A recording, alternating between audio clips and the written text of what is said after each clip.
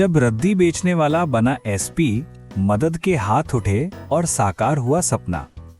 अंधेरों से निकलकर सूरज बनने की कहानी तो सबने सुनी है, लेकिन किस्मत की लकीरों को खुद अपने पसीने से बदलने का साहस कम ही लोग जुटा पाते हैं।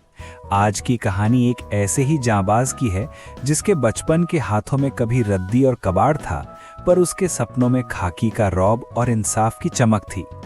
देखिए कैसे गलियों का वो अकरम आज शहर का रक्षक बनकर लौटा है। ये सिर्फ एक पद की नहीं, बल्कि एक अटूट संकल्प की जीत है।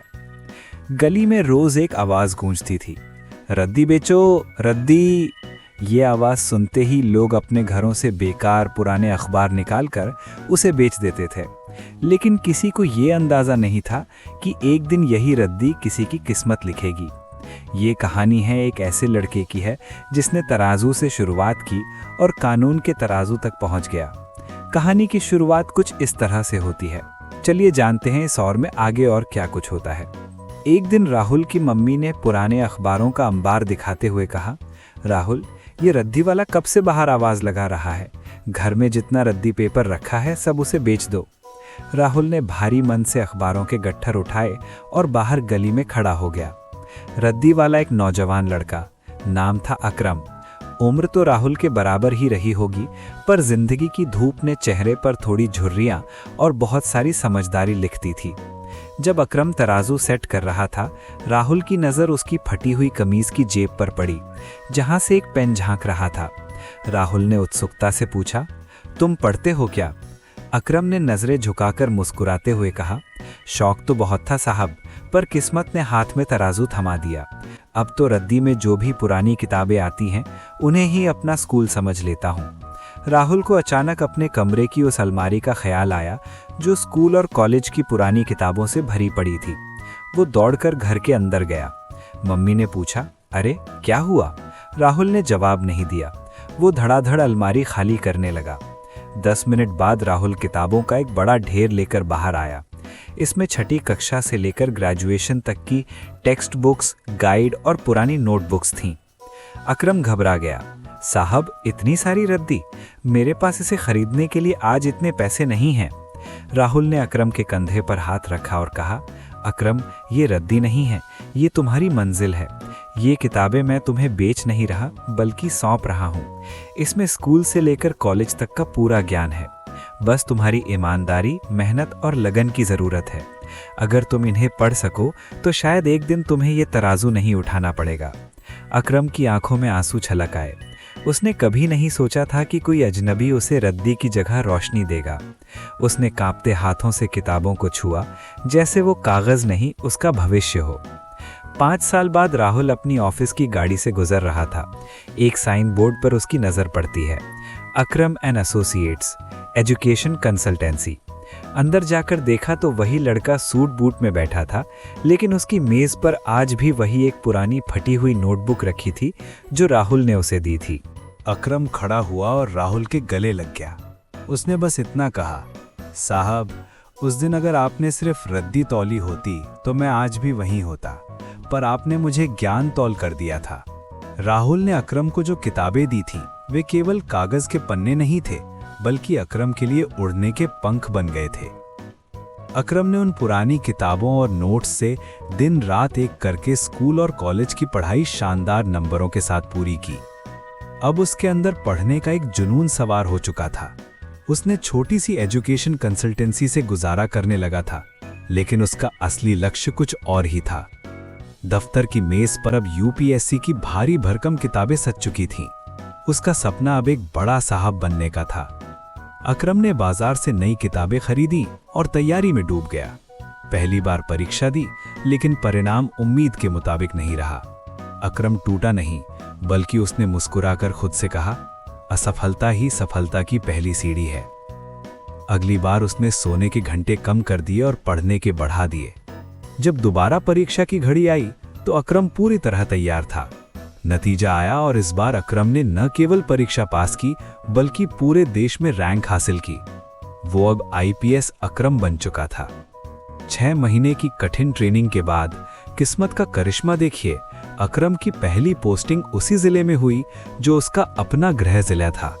एक सुबह राहुल के घर के सामने नीली बत्ती वाली गाड़ी आकर रुकी।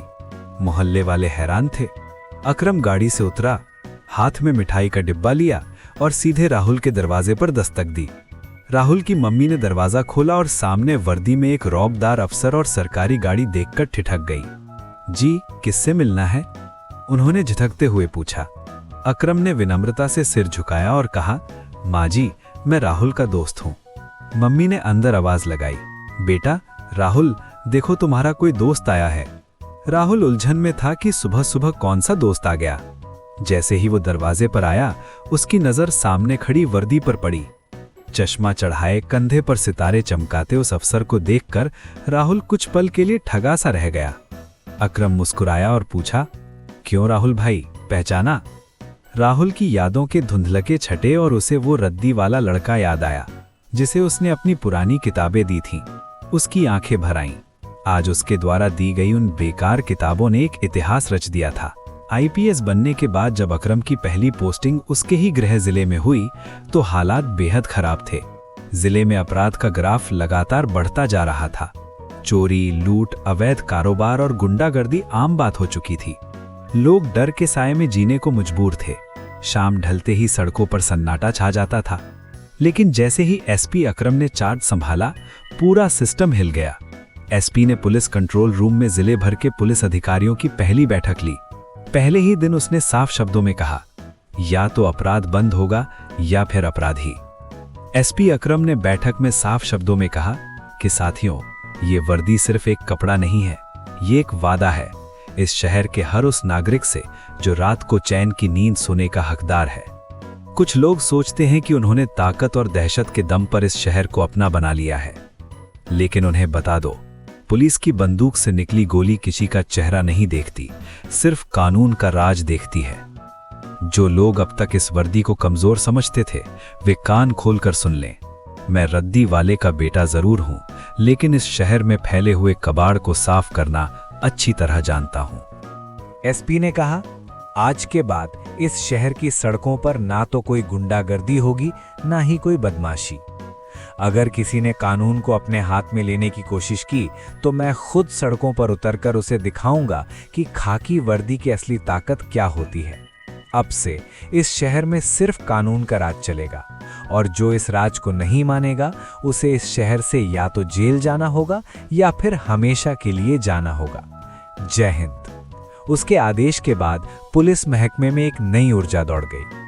हर थाने को एक्टिव किया गया, पुराने केस खोले गए और अपराधियों की लिस्ट तैयार की गई। देखते ही देखते गुंडे बदमाशों की फाइलों का अंबार लग गया। एसपी फाइलों को देखकर हैरान होते हैं। इसके बाद अकरम खुद रात में सड़कों पर उतरता था। गुंडे बदमाशों के खिलाफ छापामार कार्रवाई होती है। एक ही रात में सैकड़ों अपराधी पकड़े जाते हैं। सभी को बाद में जेल दाखिल करवाया जाता है। जिस गली में कभी वो रद्दी लेने जाता था, आज उसी गली में पुलिस की गाड़ी के साथ गश्त कर रहा था। अपराधियों में खौफ इस कदर बैठ गया कि कई बदमाश खुद थाने आकर सरेंडर करने लगे। कुछ ही महीनों में हालात बदलने लगे। जहां कभी डर था, वहां अब भरोसा लौट आया। लोग कहने लगे, अब जिले में गुंडों का नहीं, कानून का राज चलता है और उसका नाम है अकरम। एक दिन उसी इलाके में फ्लैग मार्च के दौरान अकरम की नज़र उस घर पर पड़ी। वो वही घर था जहां कभी उसने रद्दी तोली थी। उसकी आंखों में पुराने दिन तैर गए और होठों पर हल्की सी मुस्कान आ गई। जिस लड़के को कभी लोग रद्दी वाला कहते थे, आज उसी का नाम सुनकर अपराधी रास्ता बदल लेते थे। एक साधारण रद्दी बटोरने वाला लड़का अकरम, जिसे हालात ने पढ़ाई से दूर कर दिया था, उसे एक दिन राहुल नाम के युवक से पुरानी किताबें मिलती हैं। वही किताबें उसकी जिंदगी की दिशा बदल देती हैं। मेहनत, लगन और संघर्ष के दम पर अकरम न सिर्फ अपनी पढ़ाई पूरी करता है, बल्कि यूपीएससी जैसी कठिन परीक्षा पास कर एक आईपीएस अधिकारी बन जाता है। आगे चलकर वही अकरम अपने जिले में अपराध के खिलाफ सख्त कार्रवाई कर लोगों के लिए उम्मीद और सुरक्षा का प्रतीक बन जाता है। जिंदगी में कोई भी चीज रद्दी नहीं होती, न हालात, न इंसान और न ही सपने। फर्क सिर्फ सोच और मौके का होता है। अगर सही समय पर सही दिशा मिल जाए तो वही इंसान जो कभी मजबूर था, एक दिन दूसरों की ताकत बन जाता है। ये कहानी अकरम नाम के गरीब लड़के के संघर्ष और सफलता की महागाथा है। अकरम के पिता एक मामूली रद्दी बेचने वाले थे और अकरम ने भी अपना बचपन तंगहाली और कबाड़ के बीच बिताया। समाज के तानों और अभावों के बावजूद अकरम ने अपनी पढ़ाई नहीं छोड़ी। उसने दिन रात मेहनत की और अपनी काबिलियत के दम पर आईपीएस की परीक्षा उत्तीर्ण की। कहानी का मुख्य मोड़ तब आता है जब अकरम उसी जिले में एसपी बनकर लौटता है जहां कभी उसे कमतर आका जाता था। चार्ज लेते ही वो शहर के गुंडे बदमाशों के खिलाफ जीरो टॉलरेंस की नीति अपनाता है। उसके सख्त आदेशों और रात में खुद फील्ड में उतरकर छापेमारी करने से अपराधियों में खौफ पैदा हो जाता है। अंत में अपराधी आत्मसमर्पण करते हैं और शहर के लोग खुशी खुशी अपने नए रक्षक का स्वागत करते हैं, जिससे शहर में कानून का राज और शांति स्थापित होती है। दोस्तों, आपकी परिस्थितियां ये तय नहीं करती कि आप कहां तक जाएंगे, बल्कि आपकी मेहनत और ईमानदारी ये तय करती है कि आप दुनिया को क्या बनकर दिखाएंगे। सफलता कभी विरासत की मोहताज नहीं होती, वो तो केवल कड़े संघर्ष और अटूट हौसले को सलाम करती है। दोस्तों, ये कहानी आपको पसंद आई हो, आपके दिल के किसी कोने में जगह बनाई हो, तो प्लीज़ इस वीडियो को लाइक और कमेंट करते हुए हमारे चैनल शोरगुल टाइम्स को सब्सक्राइब जरूर करें। अब अगली कहानी तक के लिए इजाज़त। नमस्कार, धन्यवाद।